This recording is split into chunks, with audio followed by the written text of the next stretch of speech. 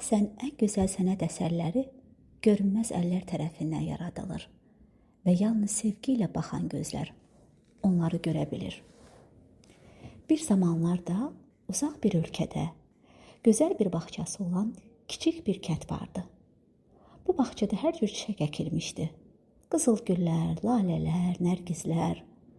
Amma bir gün kəndlilər təəccüblə gördülər ki, çiçəklər heç kim onları qulluq etmədən, onlara toxunmadan hər səhər daha da gözəlləşir, rəngləri daha da parlaq olur. Sanki gizli bir rəssam hər gecə gəlib onları yenə bir can verirmiş. Kəndlilər çox maraqlanırdılar. Bu kim ola bilər deyə düşünür, qeyri-adi fikirlər söyləyirdilər. Bəziləri meşədən gələn bir pəri, bəziləri isə bunun sehirli bir varlıq olduğunu düşünürdü. Bir gün kəndin ən ağıllı uşağı olan balaca Əli bu sirri açmağa qərar verir. O gecəni bağçada keçirməyə və gizli rəssamı tapmağa söz verdi. Gün batdı, hər yer qaranlığa qərq oldu. Balaca Əli ən sevdiyi qızıl kolunun yanında gizləndi və səssizcə gözlədi. Bir neçə saat keçdi. Birdən ayın işığı altında balaca, şəffaf bir varlıq ortaya çıxdı. Amma onun kimliyi tam məlum deyildi. Gözləri görünməyən bir işıq kimi parlayır. Əlində fırça ilə çiçəklərə toxunduqca onlar rəngarəng şölələrə boyanır, yeni bir həyat qazanırdı. Balaca Əli bu sirli varlığın kim olduğunu anlamadan, onun hərəkətlərini heyranlıqla izləyirdi. Birdən onun kənarında su damlalarının yumşaq pərdə kimi asıldığını gördü. O an başa düşdü ki, bu bir su pərisidir. Lakin bu pəri nə zamandan bəri buradaydı? O nə vaxtdan bəri bu bağçanı qoruyurdu? Balaca Əli cürət edib ona yaxınlaşdı və astaca soruşdu. Sən kimsən? Niyə bu bağçaya bu qədər qayğı göstərirsən?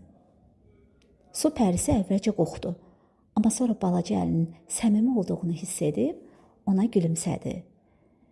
Bilirsən, bu bağça bir vaxtlar mənim evim idi deyə pəri kövrəldi. 1000 illər əvvəl burada bir böyük göl vardı. Mən o gölün su pərisi idim.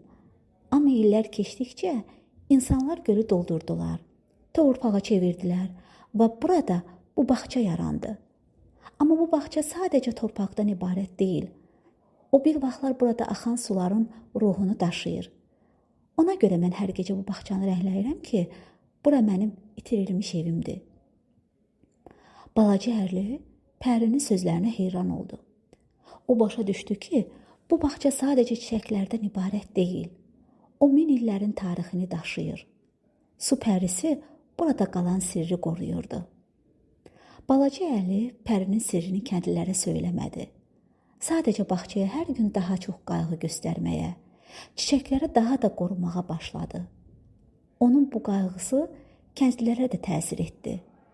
Hər kəs bu bağçaya daha çox diqqət ayırır, orada vaxt keçirir, hətta çiçəklərə şeirlər oxuyurdular.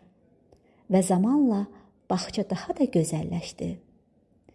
Bəlkə də gizli rəssam artıq yalnız bir pəri deyil, kəndin hər bir sakininin ürəyində yaşayan bir ruh idi, sevgi və gözəlliklə rənglənən bir ruh.